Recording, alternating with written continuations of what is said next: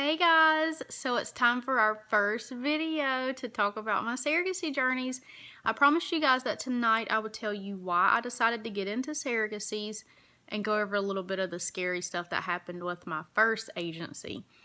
So in 2012 I decided to start doing surrogacies because it started out with a Lifetime movie, but my experience didn't really go that way. Of course, you know the scary Lifetime movies where the surrogates want to keep the babies and all that dumb stuff. I've never wanted to keep a baby that I've been pregnant with other than my two. I've never had any kind of attachment issues. So I got into surrogacies because I love being pregnant. And after we had our daughter, which is now 7, she was a horrible baby. Y'all, I'm telling you, like, really bad. Like, I wanted to put her up for adoption sometime because, like, the first 6 months, she cried non-stop. Non-stop, you guys. Didn't sleep.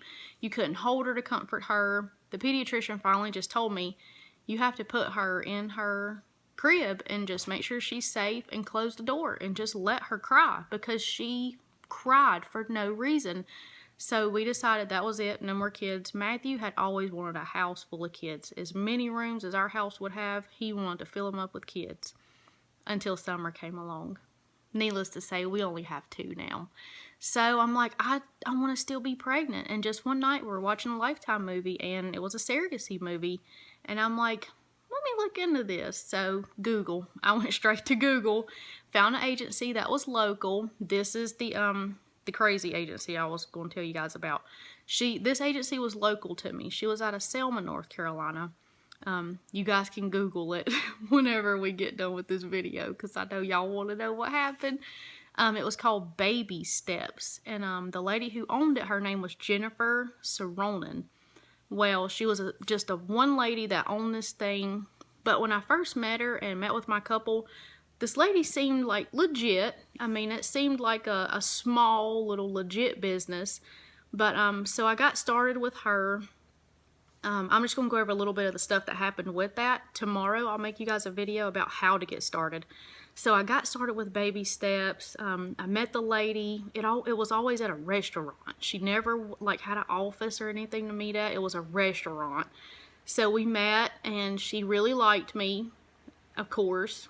And then I got, signed up to be a surrogate, and she already had a couple waiting for me, which was great. I was excited about moving fast. Matched with my couple, amazing couple. I only met the mom right at first. Matched with this couple. Long story short, I got pregnant with a little girl, but then the lady that owned the company started getting like really hard to get in touch with, and you could only get in touch with her by email. Was like no phone number. That should have been the second sign other than the first one of her not even having a business for me to visit. So emails started getting like really, really scarce. Like she wasn't keeping in touch. I couldn't get in touch with her. Then when I finally would, it would just be some long crazy excuse like the owner, she just had a miscarriage and you couldn't. She's been away from her phone. I'm telling you guys over and over. And then my comp checks started coming late, like my payments did. And then eventually, like one didn't come, but we got it all straightened out, had a little healthy girl born. Then after that, I decided I still want to do this, but I'm not really sure I want to do it with this agency. So I went to Matthew and we talked about me doing it again. And he was like, oh, I don't really know about this because, it started getting a little bit rough with Baby Steps at the end. So I'm like, benefit of the doubt, let's try it again. So we started the process of going through another one with her, and we met a couple, but it didn't feel right. And the vibe from the couple felt okay, but it was the vibe from the owner of the company, Jennifer.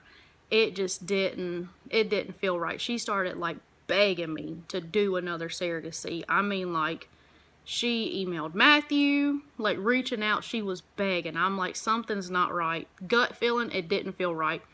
Fast forward, a couple months after that, we found out she was in federal prison, y'all, for embezzlement. She done embezzled like 200 grand from the company she owned on boob jobs, nose jobs, all kinds of dumb stuff. Done bought a house. Well, needless to say, she lost the house, lost everything, y'all. She is in prison. She is still sitting up in prison. I got pictures of her in her orange jumpsuit. And I told Matthew, I'm so glad we didn't do it again through that agency, because she was embezzling so much money. She burned so many couples, had already paid their money, y'all, and they got nothing. They all had to go to court over it, trying to get some of their money back that they had paid her up front to find them a surrogate. And she was just spending that money, y'all. She had a real nice nose job, but that was a couple's money that was supposed to buy them, you know, peace of mind that they had a good surrogate coming through an agency, like, representing them. It was a really bad situation, but I'm so glad we didn't sign up with that agency again.